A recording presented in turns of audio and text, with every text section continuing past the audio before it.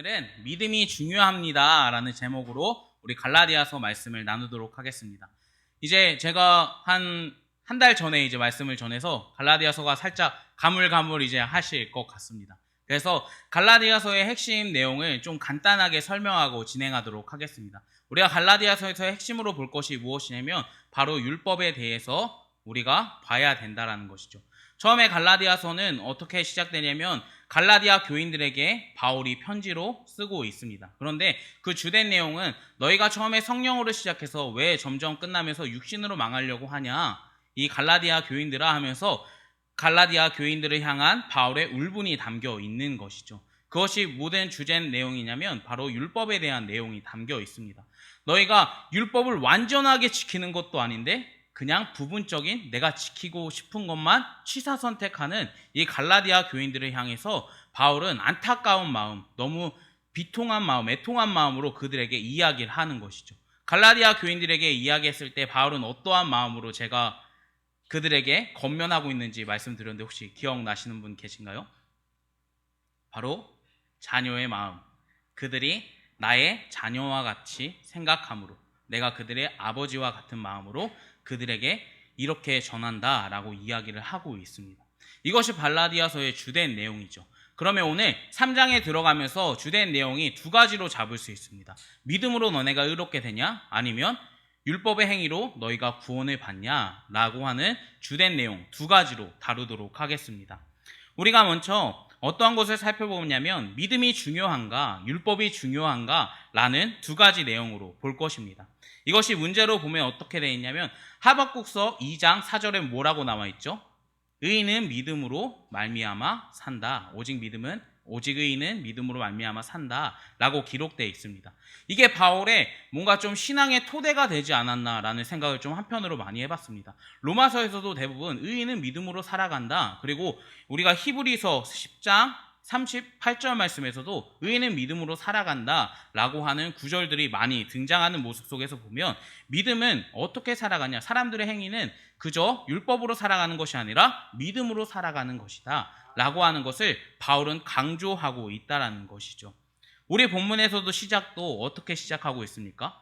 아브라함이 하나님을 믿음으로 시작하고 있습니다. 하나님께서 선택해 주셔서 아브라함이 오늘 등장함으로 오늘 하나님을 믿는 믿음으로 살아갔다라고 하면서 서두에 시작하고 있는 것이죠. 그래서 바울은 구약의 아브라함 사건까지 이 시대로 끌어오면서 시작을 하고 있습니다. 오늘 그 하나님의 명령을 어떻게 했습니까? 그 아브라함은 순종함으로 하나님께 믿음을 보여드렸다라고 하는 것을 알 수 있죠. 아브라함은 처음에 저랑 이제 나누면서 제가 주일날 말씀인가요? 이제 특별한 부르심이라는 제목으로 함께 나누었는데 이거 좀 한번 보시고 다시 한번 보시면 너무나 좋을 것 같습니다. 그러면서 제가 말씀드렸던 게 처음에 아브라함이 하나님을 믿었냐 믿지 않았냐 라고 하는 것을 우리가 살펴봤습니다. 그런데 아브라함은 우리가 처음에 믿음의 조상이라고 딱 생각했을 때에 이 사람은 조상 때부터 하나님을 섬겼을 거야 라고 생각할 수 있지만 사실 하나님을 믿지 않았던 사람이 바로 아브라함이었습니다. 그래서 창세기 12장 1절 말씀엔 처음에 아브라함이 등장하는데 어떻게 기록되고 있냐면 다음과 같이 기록되고 있습니다. 여호와께서 아브라함에게 이르시되 너는 너의 고향과 친척과 아버지의 집을 떠나 내가 내게 보여준 땅으로 가라 라고 했을 때 아브라함은 어떠한 모습을 보였습니까? 그 속에서 바로 순종하는 모습으로 나타내고 있음을 우리는 볼 수 있습니다. 아브라함의 고향 혹시 어딘지 아시나요? 갈대아 우르, 하란 땅이라고 생각을 하는데 갈대아 우르라고 직접적으로 성경에서는 표현되고 있습니다. 그 갈대아 우르는 예전에 말씀드렸는데 한번 생각나시는 분들도 있고 안 나시는 분들도 계시겠지만 메소포타미아 지역에 있었다라고 말씀드렸습니다. 그것은 무역이 아주 잘 이루어졌던 고대 도시였습니다. 그래서 그때 당시에 교육기관도 탄탄했고 그때 당연히 아주 물질적으로도 풍요로웠던 세대였습니다. 근데 그럴 때 그 중요한 것은 그 무역 물품 중에 가장 중요하게 팔렸던 게 무엇이냐면 바로 우상의 재물 그리고 우상을 만들어서 파는 일로 업종을 이루어 나갔다라고 아브라함이 살던 갈대아 우르가 바로 그러한 곳이었습니다. 그러한 곳에서 오늘 아브라함은 살아가고 있었습니다. 그래서 아브라함은 실제로 보면 삶 속에서 보면 어떠냐면 처음에 하나님을 전혀 알지 못했다라고 이야기하고 있습니다. 이것이 어디 기록되어 있냐면 바로 여호수아 24장 2절 말씀에서 기록되고 있습니다. 24장 2절 말씀엔 다음과 같이 말하는데 여호수아가 모든 백성에게 이르되 이스라엘의 하나님 여호와께서 이같이 말씀하시기를 옛적에 너희 조상들 곧 아브라함의 아버지 나홀의 아버지 데라가 강 저쪽에서 거주할 때에 다른 신을 섬겼나니 라고 기록하고 있습니다. 확실하게 딱 이야기하고 있는 것은 아브라함은 처음부터 믿음이 있었던 사람은 전혀 아니었습니다. 우리가 생각할 수 있는 것은 오직 하나님을 따르는 사람은 처음부터 하나님을 따르는 사람이 선택됐다라고 이야기는 하지만 그 사람이 하나님을 따를 것인가 따르지 않을 것인가는 시간이 흘러서 알 수 있음을 오늘 아브라함의 사건을 통해서 우리는 볼 수 있다라는 것이죠. 그는 하나님께 전적으로 신뢰함으로 어떻게 됩니까? 오늘 믿음의 조상이라는 타이틀이라고 하면 좀 그렇지만 이제 앞에 믿음의 조상 아브라함이라는 단어로 우리에게 아주 잘 알려져 있는 믿음의 조상이 되는 것이죠. 그는 순종함으로 하나님께서 어떻게 하셨습니까? 그를 순종함으로 하나님께서는 축복해 주셨고 그를 저주하는 자에게는 내가 저주하리라 너를 축복하는 자에게는 내가 축복할 거다 라고 이야기하신 분이 바로 하나님이십니다. 다시 갈라디아서로 돌아와서 어떻게 나와 있냐면 우리도 주님을 믿음으로 인해 아브라함의 후손이 된다라고 이야기를 하고 있죠. 자손이 되고 그를 위해 유업을 이을 자가 된다라고 오늘 갈라디아서는 시작하고 있는 것입니다. 그러면 율법이 중요한가 믿음이 중요한가 했을 때는 우리는 당연히 후자라는 사실을 오늘 말씀을 통해서 알 수 있다라는 것이죠. 그런데 우리가 율법으로 살아갈까 아니면 믿음으로 살아갈까라는 결론을 참 잘 내야 된다라는 것입니다. 우리는 믿음으로 살아가는 것입니까? 아니면 율법으로 살아가는 것입니까? 당연히 믿음으로 살아가는 삶이라는 것입니다. 이것은 하나님의 전적인 은혜가 있어야지만 가능한 행위인 것입니다. 우리가 그리스도를 믿음으로 하나님의 자녀, 축복의 자녀로 우리의 신분이 변화된다라는 사실이죠. 이것이 바로 로마서에서 이야기하고 있는 양자됨이라는 것입니다. 우리 한번 다들 찾아보도록 하겠습니다. 로마서 8장 14절부터 15절 말씀입니다. 로마서 8장 14절부터 15절 말씀.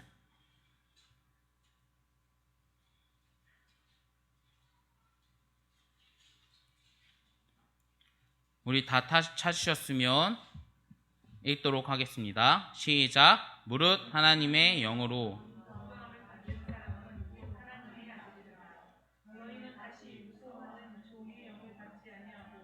양자의 영을 받음으로 우리가 아빠 아버지라 부르짖느니라. 아멘. 여기서 이야기하고 있는 종의 영이라는 단어가 있죠. 이것이 어떠한 것으로 여러분들은 받아들여지십니까?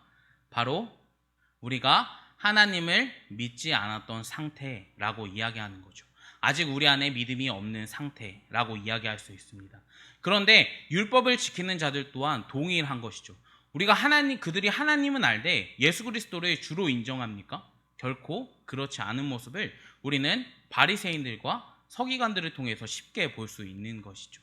율법을 지키는 것 너무 중요하다라는 것입니다. 그런데 중요한 것은 율법으로 절대 구원을 받지 못한다라고 성경은 말씀해주고 있는데 이것은 갈라디아서 3장 11절에 다음과 같이 말씀해주고 있습니다. 또 하나님 앞에 아무도 율법으로 말미암아 의롭게 되지 못한 것이 분명하니 이는 의인은 믿음으로 말미암아 삶과 같음이라 라고 말씀해주고 있습니다. 하박국에서 이야기하고 있는 그대로의 내용을 오늘 갈라디아서도 이야기를 하고 있는 것입니다. 그래서 바울의 근간을 보면 믿음이 가장 중요하다라는 사실을 계속해서 강조하는 것이죠. 너희가 의로 구원받는데 그것은 하나님을 믿는 믿음으로 너네가 구원받는 거야 라고 하면서 강조하고 있다는 것입니다. 오늘 바울의 신앙은 다른 것이 없어요. 바로 오직 하나님께서 우리를 십자가에서 구원해 주셨어. 그러니까 너희가 믿으면 너네는 구원받을 수 있어. 다른 것으로 구원받는 게 아니라 오직 주님께서 주신 은혜로만 너네가 구원받을 수 있는 거야 라고 하면서 이야기하고 있습니다. 그런데 우리가 율법에 대해서 계속해서 이 사람들은 이야기를 합니다. 계속해서 어떻게 이야기하죠? 아, 내가 율법을 지키면 거룩해진대요. 율법의 행위를 지키면 내 안에 깨끗해진대요. 그 사람들이 나에게 그렇게 알려줬어요. 라고 이야기하면서 바울에게 계속 이야기했다라는 것입니다. 그런데 좀 확실하게 살펴봐야 된다는 사실은 율법에 대한 기능적인 부분은 우리는 무시할 수 없습니다. 율법에 대한 기능이 어떠한 것이 있습니까? 죄를 알게 하고 깨닫게 하는 능력이 있습니다. 우리가 살아갈 때에 어떠한 도덕적인 문제나 어떠한 법을 지킨다고 해서 우리가 하나님 앞에서 죄를 짓고 살아갑니까? 짓고 살아가지 않습니까? 우리는 아마 짓고 살아가는 게 당연할 것입니다. 그것은 그냥 사람들의 규범 안에서 만들어진 거지 결코 하나님께서 말씀해 주시고 하나님께서 정하신 법이 아니라는 사실입니다. 우리가 이 점을 알아야 됩니다. 그러면 우리가 이것이 죄인지 아닌지를 판단할 수 있는 기로는 바로 율법에 대해서 쓰여져 있는 말씀을 통해서 알 수 있다는 것이죠. 우리가 뒤로 성경책 뒤로 넘어가면 뭐가 있습니까? 10계명이 있습니다. 제1계명이 뭐죠? 네, 나 외에 다른 신을 내 곁에 두지 말라. 그리고 새긴 우상으로 절하지 말고 만들지도 말라. 하나님을 떠나지 말라. 라고 쭉 이야기하고 있습니다. 그리고 나서 안식일을 거룩하게 지켜라. 그리고 나서 어떻게 나옵니까? 너네가 이웃한테 하는 모든 행동에 대해서 10계명은 이야기해주고 있습니다. 우리가 이처럼 볼 때에 율법이라는 것은 우리가 죄를 깨닫는 데에 있어서 아주 도움이 된다는 것을 알 수 있죠. 당연히 그리스도인들이 살아갈 때에 기본적인 거라는 것입니다. 그런데 중요한 것은 오늘 율법을 지킨다고 해서 우리가 절대로 구원을 받지 못한다고 바울은 이야기하고 있는 것이죠. 그래서 이게 11절에서 말하고 있는 이 점을 아주 생각을 해야 된다는 것입니다. 믿음은 의인은 오직 믿음으로 말미암아 산다. 그리고 앞에 나와 있는 또 하나님 앞에서 아무도 율법으로 말미암아 의롭게 될 수 없다라고 바울은 계속해서 강조하고 있다라는 것입니다. 우리가 앞에서 살펴봤듯이 우리는 구원이라고 했을 때 율법과 절대 연결할 수 없다라고 말씀드렸습니다. 율법으로 말미암아 의롭게 되는 것 또한 불가능하다라고 바울은 강조하고 있습니다.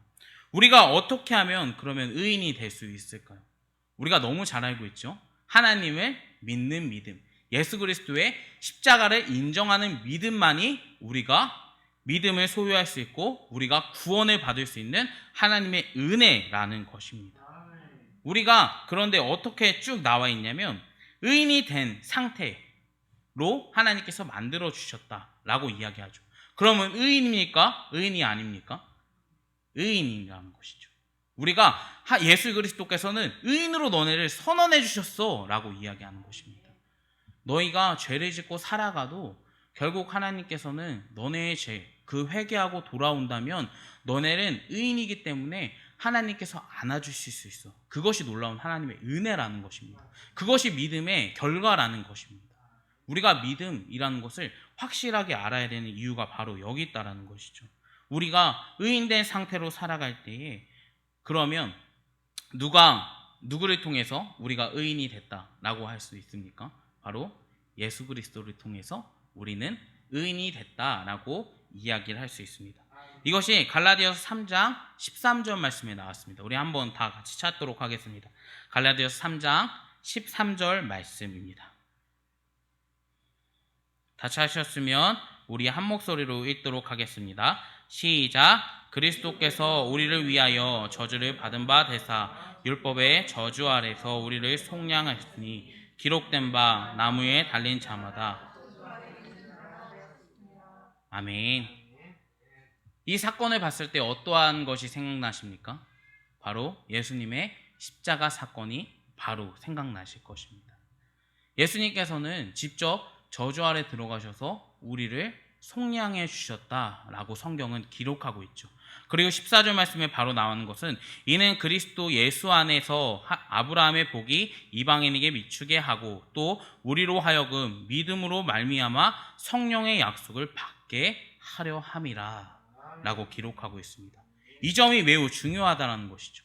우리는 죽을 수밖에 없는 존재였습니다. 그런데 하나님께서는 우리를 살려주셨고 예수 그리스도께서는 우리를 살려주셨습니다. 이것은 육신을 이야기하는 것이 아니라 우리의 영적인 사태를 이야기하고 있는 것이죠. 우리는 영적으로 죽을 수밖에 없었는데 하나님께서 우리를 십자가에서 예수 그리스도께서 물과 피를 흘리심으로 우리를 구원해 주셨고 우리를 낫게 해주셨고 우리를 다시 한번 하나님과 깨진 관계를 다시 한번 회복시켜 주셨습니다. 이것이 하나님의 은혜라는 것이죠. 다시 한번 그리고 나서 죄 아래서 들어가는 것이 아닌 종의 자리로 가는 것이 아니라 우리를 로마서에서 양자의 자리로 아들의 자리로 축복의 자리로 옮겨주셨다라고 이야기하고 있는 것입니다. 이것이 매우 복잡한 문제지만 예수 그리스도께서는 단 한 번으로 이 모든 복잡한 문제들을 해결해 주시고 우리를 구원해 주셨다는 사실입니다. 우리를 의인으로 인정해 주신 사건이 바로 오늘 갈라디아서에서 이야기하고 있는 아브라함의 후손으로 들어가는 은혜라는 것입니다. 그리고 로마서에서 이야기하고 있는 양자됨, 하나님의 아들됨이라는 것이죠. 이것이 하나님의 크신 은혜라는 것을 우리가 알기를 원합니다. 그러면 믿음으로 살아가는 사람들은 어떻게 살아가야 됩니까?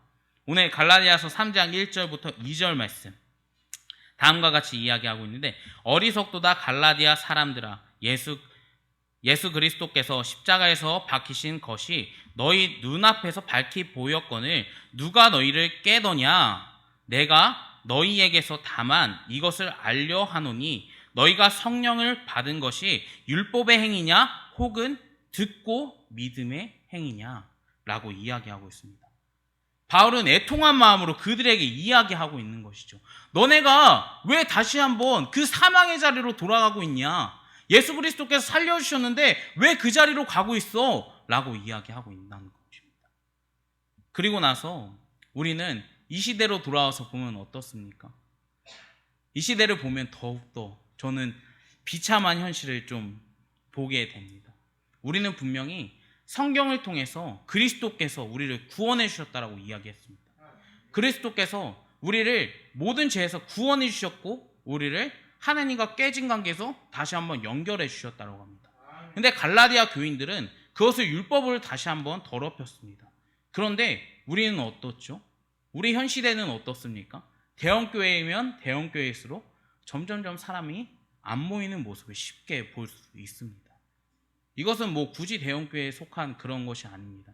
이것이 믿음을 갖고 있지 않는 사람들 혹은 믿음을 가진 사람들이 아주 명확하게 분리되는 사건이지 않을까라는 생각을 많이 했습니다.